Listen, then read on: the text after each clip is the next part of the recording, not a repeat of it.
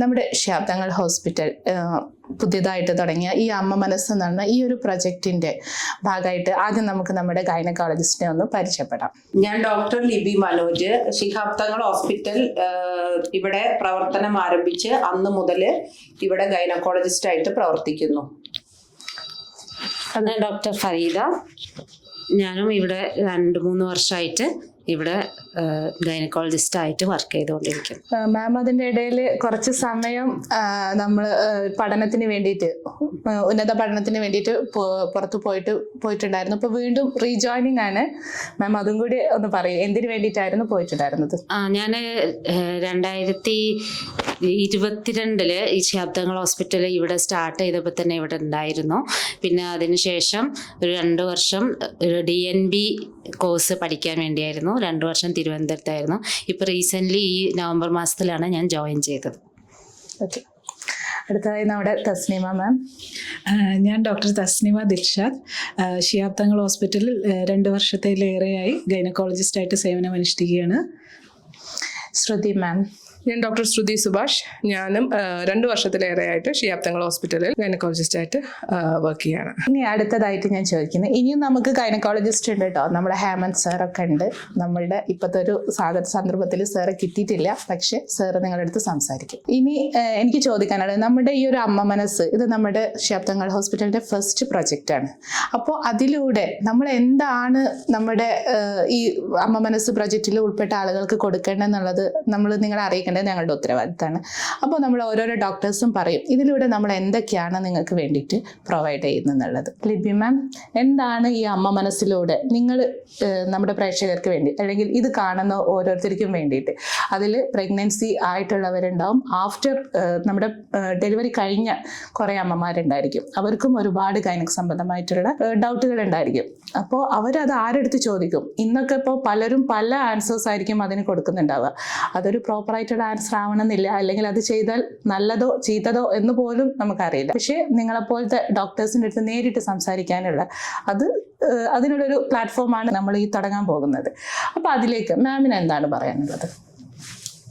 ശിഹാബ്ദങ്ങൾ hospital Day 1 മുതൽ വളരെ നന്നായിട്ട് പ്രവർത്തിച്ചു വരുന്ന ഡിപ്പാർട്ട്മെൻറ്റാണ് ഗൈനക്കോളജി ഡിപ്പാർട്ട്മെൻറ്റ്. നമുക്ക് ഏകദേശം ഒരു മാസം മോർ ദാൻ 150 ഡെലിവറീസ് ഉണ്ട്. നമ്മൾ 6 ഗൈനക്കോളജിസ്റ്റ് ഇവിടെ വർക്ക് ചെയ്യുന്നുണ്ട്. അപ്പോൾ റൂട്ടീനായിട്ട് എപ്പോഴും നമ്മുടെ OPയിൽ ഓരോ UPT പോസിറ്റീവായിട്ടൊക്കെ വരുമ്പോൾ പേഷ്യൻസ് അല്ലെങ്കിൽ പേഷ്യൻസിൻ്റെ ഉമ്മമാർ നമ്മളോട് ആദ്യം ചോദിക്കും എന്ത് ഭക്ഷണമാണ് കൊടുക്കേണ്ടത്. ഞാനൊരു എക്സാമ്പിൾ പറയുകയാണ്. പ്രഗ്നൻ്റ് ആയി കഴിഞ്ഞാൽ എന്ത് ഭക്ഷണമാണ് കൊടുക്കേണ്ടത്, അതേപോലെ എങ്ങനെയാണ് കിടക്കേണ്ടത്, കമന്ന് കിടക്കണോ, UPT പോസിറ്റീവായാൽ അന്ന് മുതൽ ചോദിക്കുന്ന ക്വസ്റ്റ്യനുകളാണ്. UPT പോസിറ്റീവായി ഡോക്ടറെ, പ്രഗ്നൻ്റ് ആയി, ഇനി ഇടതുവശം ചെരിഞ്ഞ് കിടക്കണോ, വലതുവശം ചെരിഞ്ഞ് കിടക്കണോ, വെള്ളം കൂടുതൽ കുടിക്കണോ, ഭക്ഷണം എന്താ കൊടുക്കേണ്ടത്, എന്തെങ്കിലും ഭക്ഷണം കൊടുക്കാൻ പ്രത്യേകിച്ചുള്ളത് എഴുതി തരുമോ, അങ്ങനെയൊക്കെ. അങ്ങനെ നിസ്സാര കാര്യങ്ങളാണ്, ചെറിയ കാര്യങ്ങളാണ്. എങ്കിലും നമ്മൾ ഉദ്ദേശിക്കുന്ന ഈ പദ്ധതി പ്രകാരം നമ്മൾ ഉദ്ദേശിക്കുന്ന എന്താന്ന് വെച്ചാൽ ഒരു സയന്റിഫിക് അപ്രോച്ച്. ഇപ്പോൾ നമ്മുടെ വീട്ടിൽ ഒത്തിരി അറിവുള്ള ഉമ്മമാര് വീട്ടിൽ പ്രസവം നടന്നിരുന്ന ഒരു കാലഘട്ടം ഇപ്പോഴും ഉണ്ട്. അപ്പോൾ ഉമ്മമാർക്കും എല്ലാവർക്കും അറിയാം എന്ത് ചെയ്യണം ഏത് ചെയ്യണം എന്നറിയാം. എങ്കിൽ കൂടി കുറച്ചും കൂടെ ഒരു സയന്റിഫിക് അപ്രോച്ചായിട്ട് ഉള്ള അവരുടെ സംശയങ്ങൾക്ക് നമ്മൾ മറുപടി പറയുക, അവർക്ക് വേണ്ട എല്ലാ സപ്പോർട്ടും സ്നേഹവും ഞങ്ങളുടെ ഭാഗത്തുനിന്ന് കൊടുക്കുക എന്നതാണ് ഈ അമ്മ മനസ്സ് എന്ന പദ്ധതി കൊണ്ട് ഞങ്ങൾ ഉദ്ദേശിക്കുന്നത്. ഓക്കെ, ഫരീദ മാം, ഇപ്പോൾ പറഞ്ഞു ഞാനൊരു ഉന്നത പഠനത്തിന് വേണ്ടി പോയതാണ്. ഇപ്പോൾ ചിലപ്പോൾ കുട്ടികളില്ലാത്ത ആ ഒരു IVF ട്രീറ്റ്മെൻറ്റ് ഇത് ബേസ് ചെയ്തിട്ടുള്ള പഠനത്തിന് വേണ്ടി പോയതാണെന്ന്. ഓക്കെ, ഇപ്പോൾ അത് ബേസ് ചെയ്തിട്ടും ആളുകൾക്ക് ഒരുപാട് ഡൗട്ട്സ് ഉണ്ടായിരിക്കും അല്ലേ?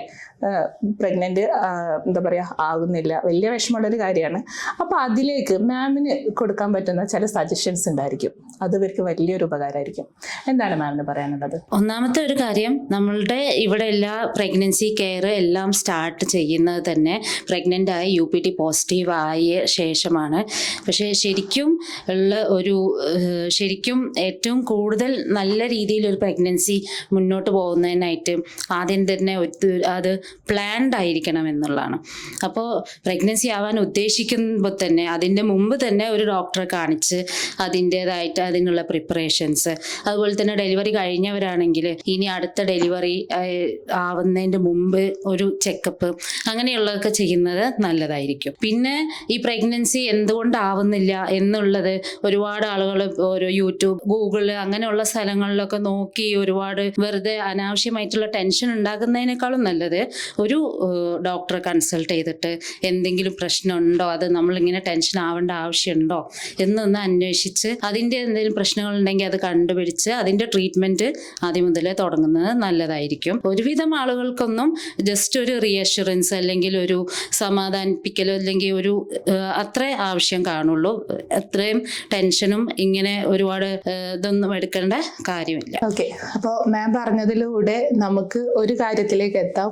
മാക്സിമം യൂട്യൂബിലായാലും ഗൂഗിളിലായാലും നമുക്ക് പ്രോപ്പറായിട്ടുള്ള ആൻസർ ആവില്ല. ഒരുപാട് ഡിഫറെൻ്റ് ആയിട്ടുള്ള ആളുകൾ ഡിഫറെൻ്റ് രീതിയിലുള്ള ട്രീറ്റ്മെൻറ്റും കാര്യങ്ങളൊക്കെ ആയിരിക്കും അതിൽ പറയാം. അതെല്ലാം നമുക്ക് ആപ്റ്റ് ആവണമെന്നില്ല.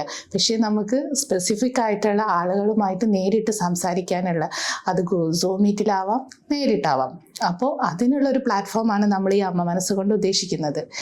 പിന്നെ മറ്റൊരു കാര്യം, ഇനിയിപ്പോൾ തസ്നിമ മാം നമുക്കറിയാൻ പറ്റും, ഇവർ ഒരു മാസത്തിലൊരിക്കലും ഇവർ ചെക്കപ്പിന് വരുമ്പോൾ, തസ്നിമ മാം നമ്മൾ മാസത്തിൽ ഒരു ദിവസം ഇവർ ചെക്കപ്പിന് വരും, അതങ്ങോട്ട് പോയി വീട്ടിലെത്തിയേക്ക് അടുത്ത ഡൗട്ട് സ്റ്റാർട്ട് ചെയ്യും.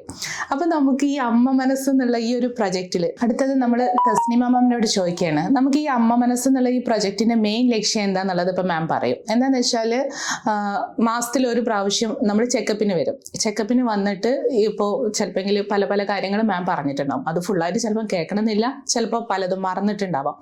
അപ്പോൾ അങ്ങനത്തെ പല ഡൗട്ട്സും ഈ സൂം മീറ്റിലൂടെ നമുക്ക് മെഡിസിൻ എഴുതി കൊടുക്കുക എന്നുള്ളതല്ല, പകരം ചെയ്യേണ്ട മറ്റു പല പല കാര്യങ്ങളുണ്ടല്ലോ. അപ്പോൾ അതിൽ ഒരുപാട് ഡൗട്ട്സ് വരും. അപ്പോൾ ഈ പ്ലാറ്റ്ഫോമിലൂടെ മാം എങ്ങനെയാണ് അത് ഡീൽ ചെയ്യാൻ ഉദ്ദേശിക്കുന്നത്?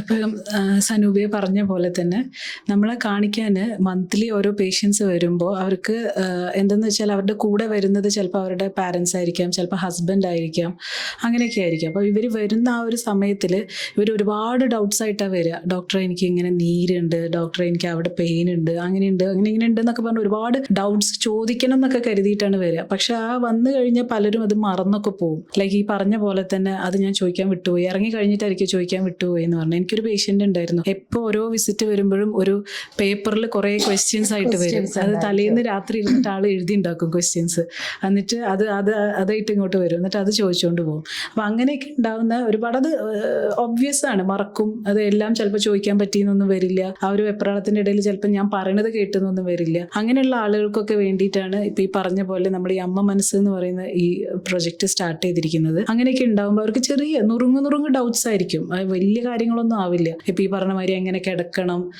എനിക്ക് എങ്ങനെ എന്തൊക്കെ എക്സസൈസ് ചെയ്യാൻ പറ്റുമോ, എന്തൊക്കെ കഴിക്കണം, പിന്നെ പനി വന്നാൽ ഇത് കഴിക്കാൻ പറ്റുമോ, ജലദോഷം വന്നാൽ ആരെ കാണിക്കണം, അങ്ങനെയൊക്കെയുള്ള ഒരു ചെറിയ ഡൗട്ട്സ് ആയിരിക്കും. അപ്പോൾ അങ്ങനെയൊക്കെ ഉള്ളതിന് നമ്മൾ ഈ സൂം മീറ്റ് വഴി അല്ലെങ്കിൽ ഈ വാട്സാപ്പ് ഗ്രൂപ്പ് ഉണ്ട്, ഈ വാട്സാപ്പിൽ നിങ്ങൾക്ക് ഡൗട്ട്സ് ചോദിക്കാം. പക്ഷേ ഈ പറഞ്ഞ മാതിരി മെഡിസിൻസ് അങ്ങനെയൊന്നും ഇല്ലെങ്കിലും നിങ്ങൾ ഗൈഡ് ചെയ്യാൻ പറ്റും. നിങ്ങൾ പനിയാണെന്നുണ്ടെങ്കിൽ ഞാൻ എന്ത് ചെയ്യണം, അങ്ങനെയാണെന്നുണ്ടെങ്കിൽ നിങ്ങൾ അടുത്തുള്ള ഒരു ഫിസിഷ്യൻ, അതായത് MD അല്ലെങ്കിൽ ഒരു ഫിസിഷ്യൻ അല്ലെങ്കിൽ ഒരു പൾമനോളജിസ്റ്റിനെ കാണിക്കണം, അങ്ങനെയുള്ള ഗൈഡ് ചെയ്യാൻ പറ്റും.